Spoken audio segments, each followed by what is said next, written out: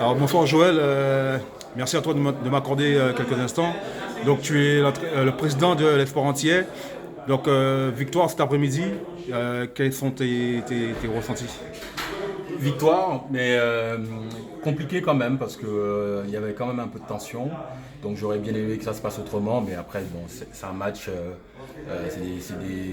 c'est des clubs on va dire frères qu'on connaît depuis longtemps, et donc c'est toujours des matchs avec un peu de tension. Voilà, donc le plus important c'est la victoire, donc on a gagné, ça nous permet aussi de prendre quelques places au classement. Donc c'est toujours intéressant par rapport au projet qu'on mène depuis quelques années avec le coach Bruno Copol. Donc notre objectif aussi, c'est d'aider aussi les jeunes. Notre moyenne d'âge au niveau des joueurs, c'est à peu près 25 ans. Donc l'idée aussi, c'est de les accompagner, de leur donner un peu de perspective dans la vie au-delà du sport. Voilà, c'est surtout ça notre projet. Donc c'est aussi la partie associative qui nous intéresse.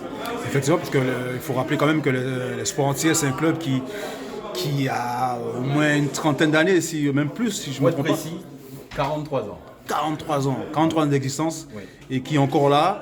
Donc il y a un travail de fond qui est fait. Donc pas forcément au niveau des résultats, mais au niveau social, au niveau de associatif, il y a un travail qui est fait de votre part.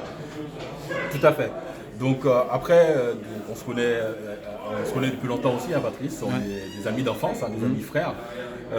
Comme tu le sais, il y a des gens qui ont passé du temps pour nous sur les terrains, qui nous ont accompagnés. Et aujourd'hui, je me sens redevable aussi par rapport à ça. Donc c'est pour ça qu'on aide aussi les jeunes dans leur développement personnel, comme je te disais tout à l'heure, au-delà du sport. Donc c'est quelque chose qui est important. Aujourd'hui, avec Bruno, on a l'énergie, on a la volonté pour le faire.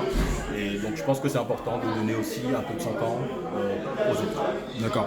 Et au niveau sportif, vous vous êtes fixé un objectif précis ou... Euh, on aurait bien aimé monter cette année, mais on a quand même 2 ou 3 clubs objectivement qui sont au-dessus de nous. Mais bon, on va essayer de jouer les 3 premières places. Voilà, parce qu'on ne les a pas encore affrontés, des équipes comme Auguin-Villiers, Paris-Antilles, donc ça va. J'ai compris, bon, je ne les ai pas vus jouer, mais par rapport à ce que j'entends, je comprends que ça va très très vite. Et bon, on va essayer de limiter la casse. Mais si on arrive à être positionné parmi les 3 premiers, je pense qu'on aura fait une bonne semaine. Effectivement, donc le match cet après-midi, c'était un match qui était reporté, C'est ça. parce que c'est un match que, premier abord qui n'avait pas été à son terme, puisqu'il y avait chez vous un joueur blessé, c'est C'est ça? ça, et donc une blessure quand même assez grave. Donc du coup, le match n'a pas pu aller à son terme. Donc la Ligue a décidé de reporter le match. Donc c'est pour ça qu'on a eu la confrontation cet après-midi. Donc, comment ça se passe au niveau des infrastructures, tout ça? Est-ce que parce que je sais qu'il y a beaucoup de travaux à la porte de la chapelle. Est-ce que vous arrivez à vous organiser pour les entraînements? Est-ce que c'est évident, pas évident? Comment ça se passe? C'est pas toujours évident, on a quand même des problématiques on va appeler ça insalubrité, faut appeler un chat un chat. Des problématiques de rats, des choses comme ça, donc l'environnement n'est pas terrible et pas très sain. Bon, après il y a des travaux dans le cadre des Jeux Olympiques. On comprend, mais je pense que la mairie aurait pu faire autre chose pour nous accompagner aussi, parce qu'on a beaucoup de problèmes d'éclairage. Donc les terrains des fois sont pas très bien, donc du coup il y a quand même un travail à faire avec les agents de la ville. D'accord. Donc pour terminer, tu es confiant quand même pour cette saison, que ce soit au niveau sportif, au niveau associatif, tu es confiant? Je suis de nature optimiste, donc je me suis toujours battu, ça fait à peu près... T'es petit bourgeois aussi, Exactement. c'est un peu pour ça. Donc je suis de nature optimiste, donc je pense qu'on a les joueurs. Bon, malheureusement aujourd'hui aussi on a eu beaucoup de blessés, et donc j'étais obligé de chausser les pompons. Ouais, j'ai vu ça. Donc non, je suis confiant avec les joueurs qui vont revenir. Je pense qu'on aura une belle saison. D'accord. En tout cas, je te remercie et puis je dis merde à l'Espoir entier pour cette saison, et puis tu sais déjà, à la moindre occasion, je suis là. Pas de soucis mon ami. Ok, je te remercie Joël. Alors là, je suis avec M. Alain Dracon. Je suppose un petit peu déçu, dirigeant de Bail en main, un petit peu déçu du résultat et de la manière que le match est terminé. Quelles sont tes impressions? Mon intention, c'est que, ce que je peux dire, c'est que le match n'était pas vraiment violent à ce point pour finir par 4 cartons rouges pour arrêter le match. Puis, l'arbitre dit que le match s'est terminé. En même temps, il dit qu'il restait quelques temps à jouer. Après, il dit non, c'est fini. Après, il dit non, il arrête le match. Alors, moi, j'ai rien compris, on n'a rien compris. C'est la loi, hein, c'est comme ça, c'est lui qui prend ses décisions, c'est comme ça. Et, on ne peut pas discuter dessus, quoi. Mais ce qui est embêtant, c'est que ça coûte cher aux associations, surtout les petits clubs, surtout les cartons rouges comme ça. Et après, ça chiffre pour nous, quoi. C'est ça. Je suis très déçu, quoi, par rapport au comportement de l'arbitre. Et le match, comme je le dis encore une fois, n'était pas violent à ce point parce qu'il y avait du jeu. Ça discutait, c'est normal. Les équipes entières, quand ça se rencontre, ça discute toujours, ça se bouscule, mais il n'y avait rien de méchant. Pas de violence à ce point, quoi.